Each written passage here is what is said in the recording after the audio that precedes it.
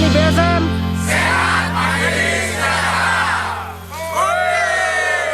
Dulu pelatihan kita itu namanya pertanian terpadu 234. Kalau perokok kenal nih, 234 itu apa tuh? Kalau perokok kenal ya. Pertanian terpadu 234. Apa? 2 hektar sawah, 3 kali panen, 4 ekor sapi. Nanti kita bahas. Ya kan? Jadi 2 hektar sawah, 3 kali panen, 4 ekor sapi. Apa sambungannya? Dari 2 hektar sawah ini, limbahnya bisa untuk makan sapi 4 ekor selama 1 tahun. Kotoran sapinya dan urinnya bisa jadi pupuk sawah yang 2 hektar tadi. Sehingga dia bisa panen produktif selama 1 tahun 3 kali panen. Jadi ada penghematan di situ ya. Nanti dikupas panjangnya sama Pak Bayu. Saya hanya sedikit-sedikit aja mengulas. Nah, pertanian terpadu 1005 ini Bapak Ibu untuk jawaban tadi. Jawaban petani yang benar-benar mengandalkan kehidupannya dari pertanian. Sementara dia lahannya terbatas. Gitu kan? Nggak punya hektaran. Bahkan banyak hari ini petani yang turun grade-nya. Bukan hanya petani, malah jadi buruh tani. Lahannya habis dijual, dia jadi buruh. Ini yang membuat kita prihatin Bapak Ibu. Nah, konsep pertanian terpadu 1005 ini adalah konsep yang menggabungkan antara pertanian, peternakan, dan perikanan. Kita menyebutnya adalah Tante Rika. Apa Tante Rika itu? Tante Rika. Biar semangat petani. Ini selingkuhannya petani masalahnya. Selingkuhannya petani Tante Rika. Apa Tante Rika? Pertanian, peternakan, perikanan. Wah, Tante Rika. Jadi di lahan ini ada pertaniannya, ada peternakannya, ada perikanannya, Bapak Ibu. Ya? Tante Rika belum ada ya. Ini Tante Rika ya, pertanian, peternakan, perikanan. Jadi yang ada pertaniannya di konsep 1005 ini pertanian yang bisa panen 1 bulan. Karena lahannya kan 1000 meter. Dari 1000 meter ini 300 meter itu untuk alokasi lahan pertanian. Jadi 1000 meter ini 300 meter ini untuk lahan pertanian. Kemudian sisanya 246 kali 20 120 meter ini untuk perikanan. Kemudian pengolahan limbah dan sebagainya ini sisanya sekitar 480. Ini untuk peternakan, pengolahan limbah, segala macam itu segitu. Nah, dari 300 meter ini ketika kita bertanian, teman-teman harus bisa menjadi petani yang tadi. Nah, kita pertanian ya, ngomong pertanian ya. Pertanian ini pertanian. Nah, di konsep 1005 ketika kita berbicara pertanian, nih, ini kita mesti jadikan pertaniannya sebagai sumber pendapatan harian. Caranya gimana supaya punya pendapatan harian? Sumber pendapatan harian. Carinya gimana? Caranya kita cari dengan pola rinam rinen. Nah, apa rinam rinen? Sehari tanam, sehari panen. Konsepnya gimana? Gini konsepnya. Jadi 300 meter persegi ini Bapak Ibu itu dibuat 30 bedeng. Satu bedengnya adalah ukuran 1 kali 10 meter. Jadi Bapak Ibu yang punya sawit luas segala macam bisa mempraktekkan ini. Ini untuk pendapatan harian di sekitar rumah, gitu ya kan. Jadi 1 meter kali 10 meter. Bapak Ibu lihat seperti ini. Bikin 30 bedeng. Nah, 30 bedeng bikin. Terus, maka cari tanaman-tanaman yang bisa panen 1 bulan. Contohnya apa? Kangkung, bayam, sawi, ya kan? Kita mudah aja ngomong kangkung, katakan gitu. Kita tanam gini, 1 bulan kita tanam. Jadi tanamnya jangan langsung 30 bedeng kita tanam, enggak. Jadi 1 hari kita tanam cuma berapa? 1 bedeng. Kemudian besoknya nanam bedeng kedua. Besok lagi nanam bedeng ketiga. Panennya kangkung berapa hari? 25 hari, 20 hari. Kalau di tempat kami 16 hari udah bisa panen kan gitu kan. Karena pupuknya kuat. Katakan kita 25 hari aja kan. Di hari ke-25 kita tanam, di bedeng ke-25, bedeng yang pertama panen. Berapa hasilnya kira-kira? dari hasil 10 meter ini Bapak Ibu. Coba Bapak Ibu lihat. Kelihatannya sederhana Bapak Ibu. 1 meter persegi ini Bapak Ibu rata-rata dapat 3 kilogram kangkung itu. 1 kilogramnya itu 10 unting. 10 ikat. 1 ikatnya berapa? Kangkung? 2000. 1000. 2000. Nah, yang layu. Kalau yang bagus 2000, 1000 ya. Kita hitung 500 perak aja, laku nggak kira-kira? 5.000 di Bali ya. Iya ada misalnya.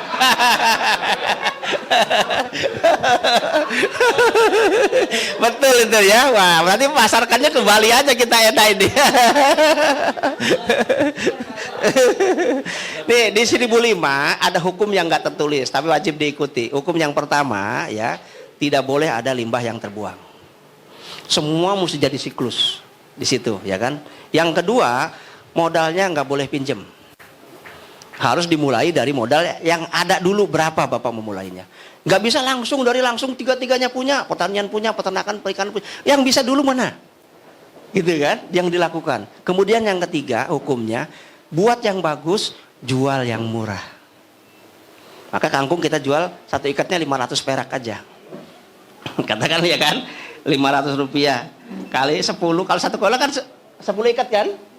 Berarti berapa? 1 kilonya 5.000 per kilogram kan? Kalau kali 3 15.000. Kali 30 hari 400. Kali ini per 5 kilo. 5 kilo ini per 1 kilo kan? Per meter. Per meternya 3 kilo. Jadi 15.000 per meter. 15.000 kali 10 meter. 150.000 per hari. 150.000 kali 1 bulan 4,5 juta. Itu baru dari tanaman aja, kangkung aja yang kita jual 500 perak Bapak. Jadi untuk 5 juta tercapai nggak kira-kira? Halo? Untuk 5 juta tercapai nggak kira-kira? Halo, saya tanya lagi, untuk 5 juta tercapai nggak? Dari tanaman saja sudah nyampe harga 500 perak loh Pak. Belum dari ayam dan sebagainya ya kan? Apalagi bisa jual 5.000. Wah, mantap tenang itu. Aduh, pindah ke Bali semua ini. Tadi bulenya udah ikut pelatihan deh, ya gimana ini? Udah. Gak mau. Kira-kira masuk akal ya? Kebanyakan petani itu berpikir yang besar masalahnya. Wah, saya kalau pengen sukses tuh kudu taninya kudu luas, kudu banyak modalnya sehingga dipaksa minjem ke bank dan sebagainya. Aduh sudah. Ayamnya nggak bertelur bisa ditendang itu. Kenapa tagihannya sudah datang masalahnya kan gitu. Jelas ya? Coba ayo kita berpikir dari pertanian yang skala kecil ini bisa nggak? Cukup nggak untuk kebutuhan hidup kira-kira buat petani? Dari 300 meter aja bisa menghasilkan 4,5 juta. Jadi untuk 5 juta itu memungkinkan sekali konsep kita itu. 1000 meter 5 juta. Belum dari ayam kampungnya, belum dari telurnya. Wah, dari bebeknya segala macam banyak sekali. Monggo kalau ada yang mau ditanya silakan. Monggo silakan kalau tanya. Ya monggo Pak. Ini untuk tanaman bulanan seperti kangkung dan bayam. Iya, panennya. Yang panennya 1 bulan. Silakan sesuaikan dengan lahan kondisi masyarakat masing-masing. Oh sini senangnya sawi karena banyak orang yang jual mie ayam. Silakan sawi kan gitu kan. Silakan. Untuk model penanaman yang efektif untuk kangkung dan bayam, apakah memang dibuat per lubang atau memang ditabur atau gimana? Iya. Yang efektif. Biasanya kalau kita malah kalau Pak Bayu itu ngajarkan 5 sentian loh jarak tanamnya. 5 senti, iya. Bisa disemai dulu, bisa langsung di situ gak apa-apa. Di lubang digaris aja, dikasih jarak sama kita, dikasih jarak 5 cm sampai 10 cm, ya udah ditekan, dimasukin, tutup gitu aja. Tutupnya bisa pakai pupuk padat bisepnya. Kalau kangkung berapa gitu? Bisa 2, 1 lubang, bisa 1, bisa 2 sampai 3, nggak masalah. Ya. Kalau bayam? Sama, nggak hampir sama ya. Bisa 5 per lubang nggak masalah, nggak apa-apa. Tapi rata-rata itu paling kita yang itu kita hitung paling sedikit ya. 3 kilo per hektar per meter. Pak Bayu bisa ngitung lebih banyak lagi. Kalau Pak Bayu ngitung ya bisa 5 juta tuh dari sayur saja udah nyampe Pak. Gitu kan. Dengan harga yang kita jual. Wajar toh kalau kita jual 1 ikat 500 perak? Wajar apa kemurahan? Ya biar orang yang beli tuh ngomong, wah orang ini yang jual nggak pintar. Gak apa-apa biar dia seneng ya. Ya, monggo. Bayam ada standar jumlah benih nggak, misalnya dalam per meter itu ya, sekian gram gitu. Kadang kalau kita gunakan metode tabur kan jadi tidak rata dan kita sulit mengukur bibit. Ada nggak standar misalnya per meter itu sekian gram? Bisa Bapak semai dulu sebenarnya. Bisa disemai dulu, tabur dulu, semai dipindahkan kalau Bapak pengen efektif, pengen hemat di bibitnya. Ya, itu lebih efektif juga tumbuhnya. Tapi kalau memang waktunya cepat segala macam, biasanya 1 lubang, satu biji sampai 3 biji tidak masalah. Iya. Biasa yang ada di tempat Bapak masing-masing aja. Seperti apa polanya. Jadi kalau pola itunya nggak kita seragamkan. Yang kita hitungkan adalah bagaimana manajemennya. Iya. Ini Kecil sekali. Ini sih gimana supaya cepat gitu? Ya dikasih JPT. Bukan ininya, naburnya, Oh iya. Emang kudu sabar itu ya. Makanya disemai dulu kalau bisa. Oh, iya, disemai dulu aja. Jadi biar tinggal mindahkan gitu ya. Oke. Itu kalau kangkung, kalau bayam, kalau sawi, itu kan begitu habis panen kan langsung jatuh. Iya. Jadi kita mau nanam lagi. Beli gitu lah. Makanya kalau bisa begini, ini kan 30 bedeng. Kalau 25 hari panennya, berarti kan yang kepake cuma 25 bedeng. Nah, yang 5 bedeng itu biasanya dipersiapkan untuk bibit. Kita belajar bibit mandiri itu dari situ, Pak. Ya kan, jadi yang 3 bedeng buat bibit, untuk pembibitan. Jadi kalau di kita konsepnya, kita praktekkan itu ketika kita menerapkan konsep 1005, bagaimana sekali tanam itu selanjutnya kita bibitnya nggak beli lagi. Ya gimana Mas? Ada 2 cara gimana? Panen kangkung sama bayam itu 2 cara, 1 dicabut, 1 dipotong. Iya. Kalau kita dicabut itu tujuannya ketika orang beli kan ditimbang dulu. Ditimbang itu kan biasanya pengen dipotong akarnya. Karena ke tempat kita dulu ketika dia beli kangkung nyabut sendiri. Nah dicabut itu biar dipotong, kita timbang. Potongannya itulah untuk pakan ayam. Tujuannya itu. Kan tadi tidak boleh ada limbah yang terbuang. Pakannya ini untuk pakan guramenya gitu, ikan kita. Tujuannya begitu sebenarnya ya, kita cabut itu. Ya monggo Mas. Apanya? Boleh direndam, enggak apa-apa.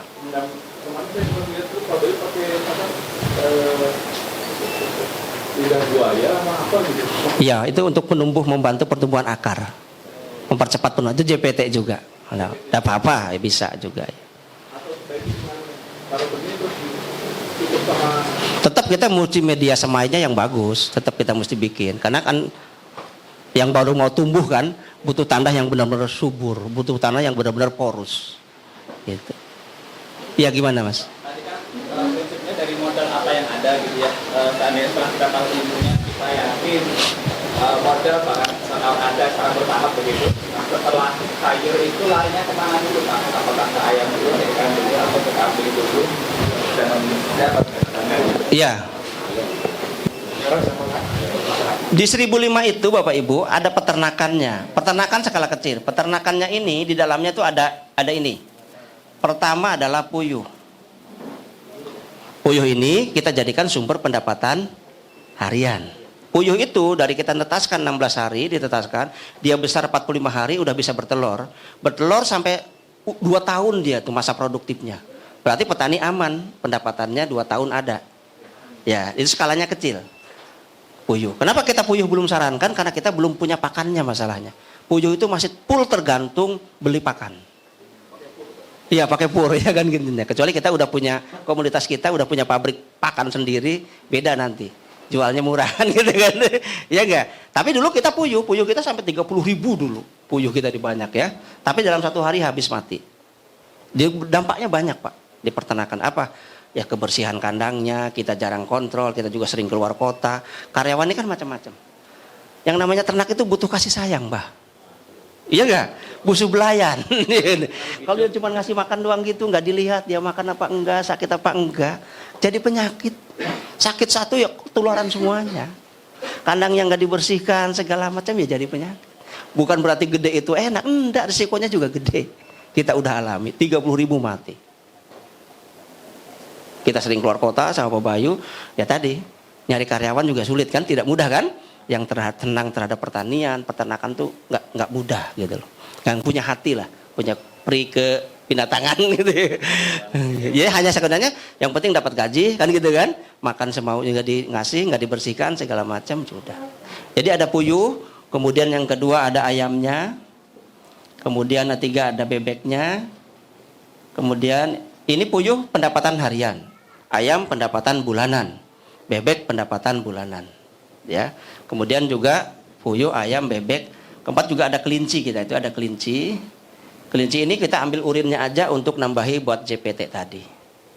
Gak kita jual belikan waktu itu di konsep 1.005 ini, Bang. Jadi Abah tinggal mulai, mau dari mana? Oh saya mau mulai dari bebek dulu, lebih enak dan sebagainya. Silahkan. Boleh, tidak apa-apa. Silahkan, tidak masalah. Bisanya apa? Tidak apa-apa. Enggak apa-apa, udah gitu. Enggak salah, enggak dosa. Enggak melanggar, enggak ada apa-apa. Ya Pak, gimana Mas? Terkait dengan kualitas kampungnya Pak. Iya. Jadi saya ambil contoh dari petani-petani kampung yang ada di Lombok. Itu rata-rata yang diakui bagus kualitasnya itu adalah kampung dengan pertanian yang airnya mengalir. Lalu kalau memang yang seperti itu lebih bagus, apakah ada metode manajemen air untuk petani yang memiliki lahan di air yang tidak mengalir, Pak? Iya. Kalau memang ada, tolong jelas. Iya. Kita punya 3 macam cara pengolahan tanah, Bapak Ibu. Pengolahan tanah itu yang pertama metode, kita nyebutnya lahan palsu atau sawah palsu atau sawah kreatif. Metode yang pertama. Nanti ini dibahas sama Pak Bayu. Saya kebanyakan, saya masih panjang materinya. Tapi saya sebutkan judulnya aja ya. Nanti Bapak bisa tanyakan ke Pak Bayu nanti. Pak, yang dimaksud sawah kreatif itu seperti apa? Sawah palsu itu gimana? Sawah palsu itu memang kita bikin bedengan begini, tapi kita keluarkan tanahnya. Hanya kita keluarkan, ya kan? Tanahnya kita keluarkan, kayak kita bikin kolam. Habis itu kita kasih plastik. Iya, kasih plastik lagi. Kemudian kita media tanam bagus, 40 berapa komposnya itu, ya. 40 20 20 20 masukin ke situ, diaduk, nah baru ditanam. Dan nggak boleh keinjak selama itu. Untuk apa tujuannya? Itu kita terapkan ketika kita ada pelatihan dari NTT. NTT itu lahannya itu bukan tanah berbatu, tapi batu bertanah, gitu. Jadi batunya lebih banyak daripada, dan orang mungkin bisa nanam kangkung, gitu kan? Nah, dengan metode ini, metode lahan palsu, dibuat tuh bisa begitu. Dan itu di bawah plastik itu kalau musim hujan, tujuannya memang untuk menampung air supaya hemat pupuk, hemat air dan sebagainya. Itu bisa diterapkan untuk lahan-lahan yang kritis. Nah, yang kedua metode garpu tala. Metode garpu tala itu lahan yang masih bisa diolah, tapi 2 kali kerja. Jadi dikeluarkan dulu tanahnya 30 cm ke bawah, ya kan? Dikeluarkan. Yang di bawah 30 cm kita balik 30 cm lagi pakai garpu, makanya nyebutnya garpu tala atau alat garpu. Dibalik, tambah pupuk di dalamnya, baru kita buat beda sekam lagi, dibalikin, dan nggak keinjek, kita nggak boleh diinjek lagi kalau sudah dibuat. Nah, jadi lahannya tujuannya apa? Membuat lahan emas.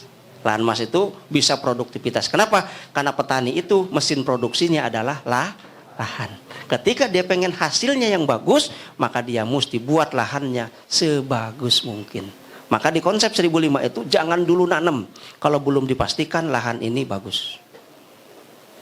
Jadi kita harus adil, ya kan? Kalau pengen hasil yang terbaik dari alam, berikan yang terbaik dulu kepada alamnya. Oke? Nah, kalau yang biasa, yang ketiga metode biasa yang biasa kita lakukan. Gitu Mas, ya. Ya, itu berkualitas. Ada lagi? Untuk mengatasi ulangnya, Pak. Kita kan bikin GPT pungi insek. Nanti praktek ya. di pabrik ya. Itu udah kita siapkan pupuknya. Makanya kita udah bikin duluan antisipasinya. Itu pakai JPT pungi inseknya. Ada lagi? Udah mulai lapar. Gimana? Oke, terakhir ya. Setelah terpadu 1005, nanti di konsep airnya, konsep ikannya segala macam nanti bisa ditanyakan di Pak Bayu ya. Di kelas depannya Pak Bayu full nanti yang isi. Saya hanya sampai jam 12 aja, materi dasarnya kudu nyampe dulu. Yang terpenting tadi adalah pola pikir kita, paradigma tadi kita ya. Bagaimana kita memandang pertanian ini, bisniskah atau sarana ibadah kita? Gitu. Untuk orang banyak. Boleh. Tapi profit itu nomor 7. Iya. Jadi kalau kita buat itu, kita punya namanya apa lupa saya. Nomor 7. Itu dengan sendirinya dia. Iya, yang pertama itu adalah persaudaraan. Jadi kita membangun pertanian itu membangun persaudaraan sebenarnya. Persaudaraan dengan alam, persaudaraan dengan masyarakat, dengan persaudaraan pendekatan juga ke yang mencipta. Persaudaraan dulu. Yang pertama. Yang kedua itu adalah win-win solution. Tidak ada yang dirugikan. Yang ketiga itu adalah jujur. Jujur itu adalah kita ceritakan apa adanya. Jadi yang kami lakukan itu begini, kami buat pedengannya begini, pupuknya yang kami buat begini, itu yang kami lakukan. Tidak ada yang disembunyikan. Baru yang ketujuh itu profit. Nah, rangkaian lainnya lupa saya, nanti saya lihat dulu rangkaiannya lainnya ya. Itu adalah tujuan bisnis yang utama. Tujuan bisnis yang utama, profit itu nomor terakhir. Yang pertama adalah persaudaraan. Iya. Oke? Iya, seduluran dah. Nah, untuk di perikanannya ini di 1005 ini ada di situ lele, gurame, nila. Nila ini sumber pendapatan 6 bulanan. Gurame ini sumber pendapatan tahunan. Nah, lele ini kita jadikan sumber pendapatan 2 mingguan. Ya kan? 2 minggu kan? 2 mingguan. Kok bisa 2 mingguan kan lele 3 bulan panennya. Ya kita punya 6 kolam. 1 kolam panennya kita tanaminya 2 minggu sekali. Iya kan? Tujuannya apa? Lele ini kan harganya nggak menentu. Kalau kita langsung tanam banyak, bingung jualnya, mesti kita rugi, untung-untungan. Sedangkan pertanian itu bukan judi. Pertanian itu adalah manajemen. Artinya apa? Kita harus siap dengan H3. Apa H3? Hulu, hala, hilir. Jadi seorang petani itu selain dia jago di hulunya, jago di pertanian, jago di peternakan, dia juga harus jago di halanya, Bah. Hala itu apa? Ketika lele nggak laku nih, bisa dibuat apa? Oh, bisa dibuat kerupuk lele. Oh, bisa dibuat pentol lele, bakso lele. Dia nggak rugi. Ketika Bapak nanam bayam, harus siap dan resiko nggak laku. Dibuat apa? Itu kita berbicara di hala. Kalau di hilir apa hilir? Pemasarannya. Makanya orang Jawa ada istilah petani itu kudu sobo pasar. Agak sobo pasar tahu kan? Harus tahu pasar, harus tahu dunia pasar biar dia tidak dipermainkan.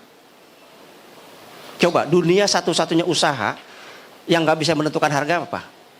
Pertanian. Kita nanam biaya produksinya tahu, biayanya berapa. Tapi begitu kita panen, nanya ke tengkulak, Pak saniki harganya pinten kan gitu kan? Loh sekarang harganya berapa Pak? Loh murah, panen raya lah. Udah banyak yang nggak dipanen kan? Di Brebes petani bawang dibuang-buang ke jalan, ya kan gitu kan? Kemudian di Batu petani tomat dibiarkan saja sampai busuk segala macam. Karena dia sih nggak siap dengan ininya. Coba Pak Bayu, ketika nggak laku, bisa dibuat pupuk, bisa dibuat obat, bisa dibuat apa? Harganya lebih mahal daripada bahan pertamanya. Air sucian beras, ketika Bapak proses, beras sekilo berapa coba Pak? Paling mahal 15.000 terbaik ya kan? Tapi begitu Bapak buat air sucian berasnya jadi pupuk bagus, dijual 30.000 laku nggak? Lebih mahal mana di antara berasnya? Nanti Bapak jelaskan bagaimana sapi itu urinnya dan kotorannya lebih mahal daripada sapinya. Jelas ya? Nah, jadi kita ada baru hilirnya. Nah, ini tuh bisa bertim, bisa berkelompok, bisa personal. Pak, saya itu hanya bisa hulu dan hala doang. Atau saya bisanya hulu aja. Halanya ya dengan kelompok itu dibantu. Ya udah saya jadikan bahan baku buat keripik, buat apa gitu kan. Nah, yang jago hilirnya siapa nih? Oh, Pak siapa Pak namanya Pak? Jenengan yang itu sebelah. Pak Komang, kenapa? Kenal sama bule kan gitu. Wah, udah hilirnya aja lah kan gitu. Kata kelompok angkatan pertama di Bali di Banyuwangi ini kan bisa begitu kan? Gitu. Maaf ya bercanda ya Pak ya. Maaf bercanda gitu contohnya. Jelas ya? Jadi ini bisa komunitas, bisa digarap pribadi, bisa digarap komunitas gitu. Ada hulu, hala, hilirnya. Biar petani tidak terlalu rugi-rugi amat ketika bisa bicara di prosesnya, di hulunya, di halanya gitu ya. Kemudian kalau di peternakan pertaniannya ya sayur itu. Pertaniannya sayur 1 bulan panen. Nah sayur ini untuk pendapatan hariannya. Jadi kalau Bapak Ibu sudah bisa bermain di pendapatan harian di sayur, itu sudah jago. Bapak Ibu kembangkan ke pertanian 2, 3, 4, lahannya luas, hebat. Dikecilkan lagi, bisa. Jadi dasarnya di ilmu pertanian itu adalah di konsep pertanian terpadu 1005. Kuasai ini. Di situ ada pengolahan pupuk, pembuatan pupuk segala macam. Di 1000 meter aja udah. Nah 1000 meter ini adalah kalau kita nyebutnya adalah toko hidup. Apa? Toko hidup. Jadi kalau ini semua sudah ada, Bah, tetangga beli itu ada. Bah, butuh telur puyuh, ponten nggih, monggo. Gitu. Bah, saya butuh ayam, boleh, monggo gitu. Bah, saya butuh telur bebek, ada. Jadi toko hidup. Toko yang bisa kita lihat hidup itu kan. Gitu. Bisa ya? Iya, gimana, Pak? Pak Guru gimana? Hubungannya apa? Maksudnya nanam sayur ya. Dihubungkan dengan peternakan itu hubungannya apa? Limbahnya, Bah. Termasuk perikanan. Iya. Kalau tidak kita olah limbahnya, jatuhnya mahal. Contohnya tadi, ya saya gambarkan, kita ternak sapi atau ternak ayam. Kalau full mesti beli pakan, nggak bakal untung. Malah salah satunya adalah mengolah limbah pertanian yang sisanya. Nanti kita praktekkan bagaimana limbah pertanian ini jadi pakan. Dari limbah kubis, dari limbah sayur, limbah apa bisa kita. Ini bukan limbah rumah tangga ya, apalagi digabung dengan limbah rumah tangga. Terus kemudian apa dampaknya, hubungannya antara ayam dengan sayur? Loh, kotoran ayamnya kan bisa dibuat pupuk untuk dikembalikan ke tanamannya. Bagusan mana dengan kotoran manusia? Sama urinnya manusia, katakan gitu. Nah, kalau ditanya begitu ya bagusan manusia sebenarnya. Cuman rodo gilani. Nanti kalau tahu, ojo beli ke situ kenapa? Disemprot urinnya dewek. Iya ya kan. Kalau di Cina udah cerita teman saya yang di Cina udah terintegrasi. Namanya kotoran ayam, kotoran manusia itu sama urinnya nggak boleh terbuang. Gitu. Ya kan. Kalau kita ya masih mending pakai kotoran ternak aja, ya kan? Kohe ternak itu. Karena makanya, kenapa Tuhan menciptakan kotoran kambing kok beda, kayak bentuk granul, kotoran sapi kok begini, kotoran ayam kok begini, kok nggak samakan aja sih? Karena masing-masing ada kelebihannya, gitu. Tapi kotoran manusia sama kan? Orang bule ya gitu, orang sini ya gitu. Sama. Tapi hewan enggak ya, masing-masing beda ya. Kenapa? Karena masing-masing memang untuk difungsikan, ditugaskan untuk menyuburkan kembali lahan. Pernah ada yang pelatihan Bapak Ibu? Dia nanam nilam, mungkin berapa dia punya beli 1 pulau, orang kaya. Enggak saya sebutkan namanya, enggak saya sebutkan pulaunya. Dia bingung nilam ini sulit tumbuh kalau dipakai kimia. Nilam itu buat apa nilam? Minyak apa? Minyak sirih ya. Tapi kalau kena kotoran kambing, kotoran sapi, tumbuhnya bagus. Nah karena dia punya 1 pulau, dia beli kambing tuh dilepaskan, beli sapi dilepaskan gitu aja, dikurung aja berapa ratus hektar gitu. Ya itu nilamnya bagus akhirnya, karena kecampuran dengan kotoran ternak. Itu hukum alamnya. Jadi ternyata sekalipun kita punya modal bisa beli pupuk yang terbaik, kimia, belum tentu tanaman kita tumbuh. Karena tanaman tidak butuh itu. Ternyata yang dibutuhkan adalah dari ternak yang ada. Coba lihat konsep hutan. Siapa yang nyiram hutan? Siapa yang ngasih mupuk tanaman di hutan? Siapa yang ngasih makan hewan di hutan? Kok bisa hidup, Bah? Karena siklusnya berjalan. Jadi 1005 ini adalah kita belajar memutarkan siklus kehidupan di 1000 meter itu. Belajarnya di situ, Pak, memutarkan siklusnya. Gitu. Ayo, ada tanyaan lagi nggak? Sebelum terakhir saya teruskan nih, 1,5 jam lagi. Monggo, Pak. Konsep 1005 kan, jadi 30 BD-nya untuk sayur, terus kemudian untuk peternakannya itu yang bisa terbukti itu berapa ekor ternaknya, terus kemudian diambilkan dari sayurnya itu yang reject atau yang hamil itu berapa persen, terus kemudian untuk perikanannya itu berapa ekor atau berapa meter persegi gitu. Kalau yang mau kita seharusnya tidak ambil dari luar itu kan. Ya. saya jelaskan jumlahnya aja ya. Ya, karena ini tepas detailnya di Pak Bayu. Puyuhnya ini maksimal 1000 ekor di lahan 1000 meter itu. Di atas itu udah nggak bisa karena nggak cukup tempatnya. Maksimal berapa? 1000 ekor. Jadi kalau 1000 ekor dengan pakan beli segala macam masih untung sih. Petani masih punya pendapatan antara 70 sampai 100 ribu per hari. Beli pool itu. Beli pool. Kita praktekkan beli pool itu. Petani masih untung antara 50 ribu sampai 70 ribu per hari. Kalau telurnya dijual buat beli pakan lagi masih ada sisa. Jadi kalau dia pendapatannya rata-rata 50 ribu aja per hari, kali 30 hari berapa? 1,5 juta. Ditambah 4,5 juta udah nyampe belum? Ke 5 juta. Sebenarnya 5 juta itu kami potong 50% loh, Pak. Dari konsep 1.500 itu bisa 12 juta lebih sebenarnya kan gitu kan.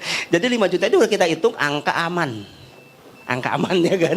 Kayak tadi kita udah dihitung yang lainnya. Jadi puyuh itu dimaksimal di 1.000. Ya. Ayam dimaksimal 100 ekor, 10 kandang. 10 plus 1, 10 plus 1 semuanya. Gitu ya, dimaksimal itu. Kemudian bebek itu 200 ekor. Kelinci itu enggak kita batasi. Karena kelinci itu hanya kita ambil urinnya aja. Mau 2 ekor, mau 3 ekor boleh. Kita tampung urinnya aja buat tambahan, ya. Jadi bebek ini di angka 200. Konsepnya bebek ini, konsepnya ayam ini adalah kita jual anakan. Jual anakannya, ya kan? Bukan telurnya, tapi kita jual anakannya. Kalau kita dulu pakai alat penetasan. Alat penetasan ini kita sebutnya adalah alat penggandaan uang. Apa? Alat penggandaan uang. Contoh, telur ayam paling mahal berapa? 2.000. Kita tetaskan 21 hari. Berubah harganya jadi berapa? 7.000. Dari 2.000 perak berubah ke 7.000. Berapa persen? 21 hari. Kalau Abah punya uang 2.000 ditaruh di BCA jadi berapa? 21 hari. Berarti kalah Bank BCA sama Bank Ayam. Oh, bunganya luar biasa kan? Iya enggak? 2.000 jadi 7.000. Berapa persen itu? 350%, 21 hari, Bah. Bank mana yang bisa begitu? Bebek, telur bebek paling mahal itu berapa? 3.500. Ditetaskan 28 hari jadi berapa? 8.000, 9.000 anakannya. Jadi makanya nyebutnya kita mesti melipat gandakan uang tuh di sini, Pak. Jadi makanya bisa kaya itu di pertanian itu begini maksudnya. Tapi uang 10.000 Abah tabung di BCA sebulan malah 0. Nggak ada habis. Ya. Oke. Terus lagi? Ikannya lelenya itu 6 kolam. 6 kolam. 1,5 kali 3. Nah, isinya iya kolam terpal boleh, ya itu kolam di atas ya. Kalau yang nulila gurame ini kolam di bawah, 6 kali 120 meter, dalamnya 1,5 meter, karena tujuannya untuk nampung air. Selama ini kan air hujan itu terbuang dengan percuma, betul? Tidak pernah kita punya tabungan air. Padahal itu air yang luar biasa bagus. Buktinya apa? Begitu kita musim kemarau, rumput-rumput pada mati, 1 hari 2 hari ada hujan langsung tumbuh nggak? Berarti kan mengandung pupuk nggak tuh? Itu harus kita tampung. Yang menampungnya itu di kolam yang lebar ini 6 kali 120 meter, dalamnya 1,5 sampai 2 meter. Kalau kita di Kalimantan dulu kita terapkannya sampai dalamnya 3 sampai 7 meter. Memang tujuannya untuk nampung air. Kalahnya kita sama Thailand tuh begitu.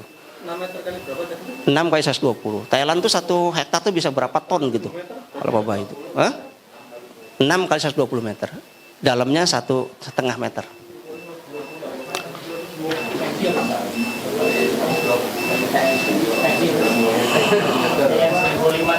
Iya, 6 meter, panjangnya 12 meter.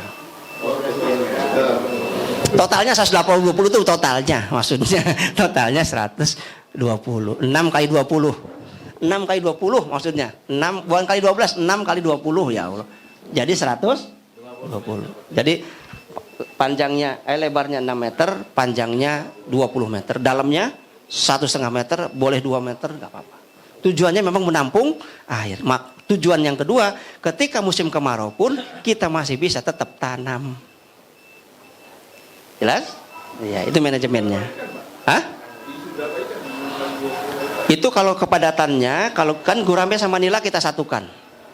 Tergantung Bapak mau kepadatannya 1 meter perseginya bisa 10, bisa 5, terserah. Tergantung modalnya aja ya kan.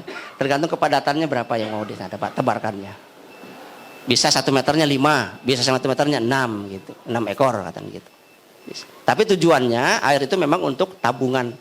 Untuk ketika musim kemarau dia masih bisa menyirami tanaman. Yang 500 meter itu tadi. Termasuk dari kotorannya puyuh. Kotoran puyuh ini jadi pakan ikan, pakan bebek, semuanya kotoran puyuh ini masih bagus. Karena kotoran puyuh ini masih beli pakannya kan full 100%. Jadi dia masih unsur N-nya masih tinggi. Jadi kotoran puyuh itu banyak sekali sehari itu dari situ kita ambil. Kita buat pakan, kita kasih dedek segala macam, dicampur lagi, diolah lagi. Gitu. Iya, salah satunya. Masuk? Dari kotoran puyuhnya. Kita lanjut terakhir. Oke ya, terakhir ya. Kita mau terakhir adalah program kita namanya disebutnya program pabrik pupuk mandiri. Pak, bentar dulu Pak, belum lanjutin. Yang tadi yang 480 itu buat apa? Untuk kandang bebek, kandang ayam, kemudian juga untuk apa, kandang kambing, untuk gudang dan sebagainya. Nanti rinciannya ada nanti pas di Pak Bayu ya, karena saya waktunya terbatas. Ada lagi? Lanjut ya. Kita yang terakhir materinya ada program pabrik pupuk mandiri. Nah, jadi kalau kami tanya nih yang ada nih, yang mau jadi pengusaha pabrik pupuk siapa nih? Semua mau punya pabrik pupuk semua ya. Biasanya kan kalau kita ngomong pabrik itu kan skala luas ya. Kudu luas, modalnya kudu banyak, enggak. Nanti pabrik pupuk kita itu hanya 4 kali 6 meter saja. Nah, apa yang kita buat di sini? Yang kita buat di sini adalah yang pertama adalah pupuk urea cair dan padat. Yang kedua adalah pupuk pembenah tanah.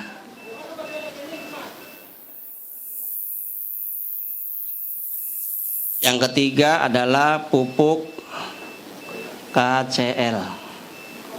Keempat adalah pupuk JPT. Baik JPT buah, JPT daun, insek, fungi, pengusir tikus. Nah, ini bahasa ya. Ini bisa dari JPT ini. Yang kelima adalah pupuk horti.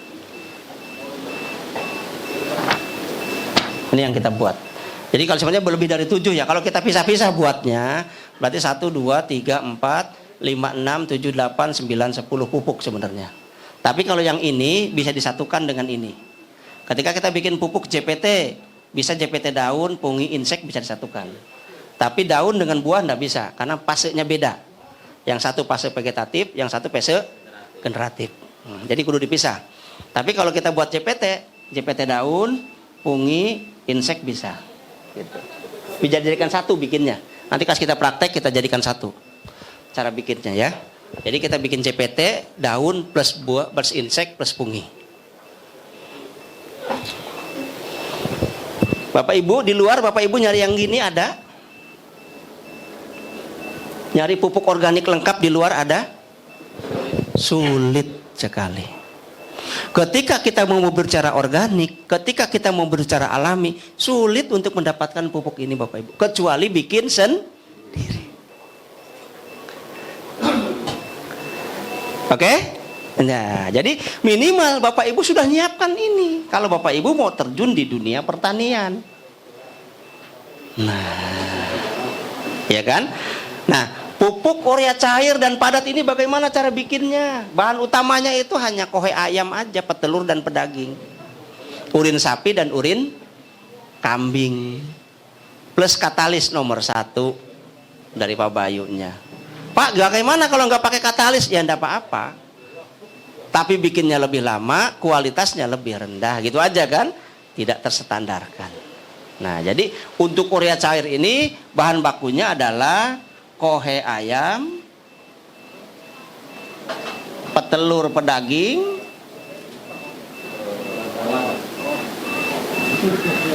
kemudian urin sapi, urin kambing.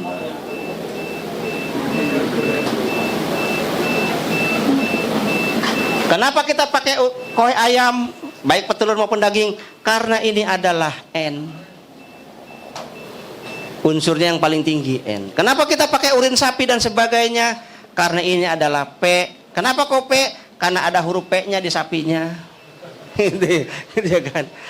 Terus kenapa kita pakai urin kambing dan sebagainya? Karena ini K. Kenapa K? Ada K-nya di sininya kan gitu. Gampang aja. Mesti ayam juga mestinya ayan, bukan ayam. Gitu, ngepasnya kan begitu ya. Jadi NPK. Jadi kita bikin urea cair itu begini maksudnya ya. Nanti hasilnya 2. Hasilnya NPK padat dan urea cair. Jadi yang kita proses ini langsung dapat 2 hasilnya.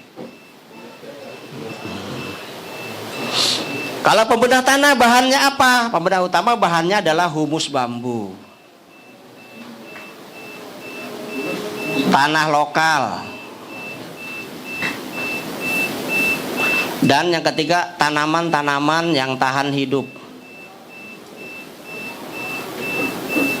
Apa? Tanaman-tanaman yang tahan hidup. Maksudnya gimana? Pas Bapak musim kemarau lihat tanaman itu nggak mati-mati. Padahal nggak ada yang nyirami. Hidup bahkan subur bagus gitu di pinggir jalan segala macam. Itu diambil gennya. Caranya gimana? Nanti kita praktekkan kan gitu kan. Gitu. Ya, jadi tanaman-tanaman yang tahan, ada nggak tanaman-tanaman yang tahan hidup di masa saat kemarau? Ada, banyak kan, macam-macam kan. Enggak saya sebutkan namanya, karena bisa jadi namanya berbeda-beda. Nah. Kemudian pupuk KCL, bahan bakunya apa? KCL ini bahan bakunya yang pertama adalah cangkang telur.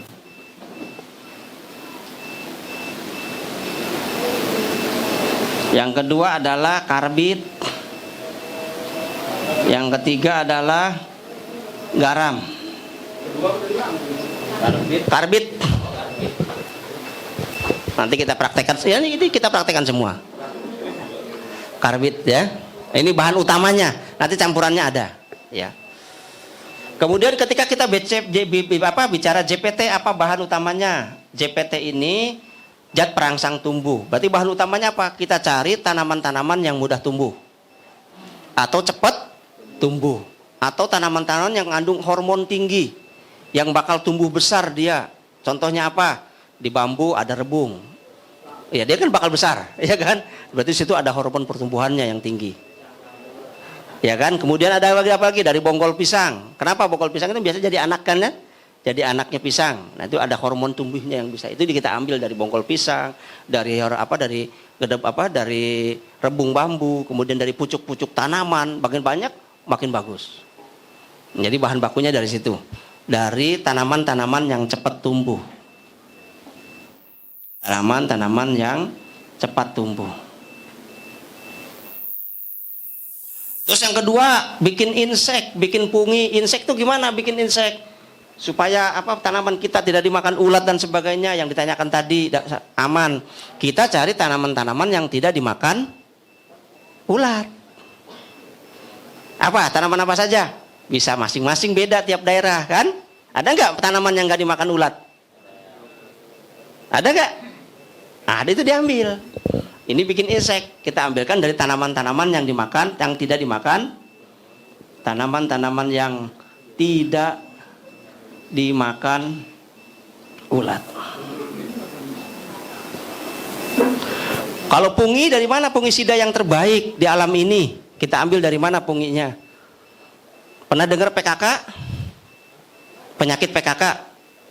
Panu, kadas, kurap. Itu kalau orang panu digosok sama apa biasanya? Laos, lengkuas ya kan? Nah, itu kan protolit. Nah, jadi obatnya pungi itu apa? Yang terbaik? Laos atau lengkuas. Banyak gak? Nah, jadi laos. Ini bahan utamanya dari laos. Itu untuk pungi. Nah, laos itu biasanya kalau digosok pakai laos kan luka. Nah, itu agar tidak masuk penyakit baru di tanaman kita mesti ditutup. Antibiotiknya ngambil dari mana untuk menutupnya? Nah, kita ambilkan dari kunyit.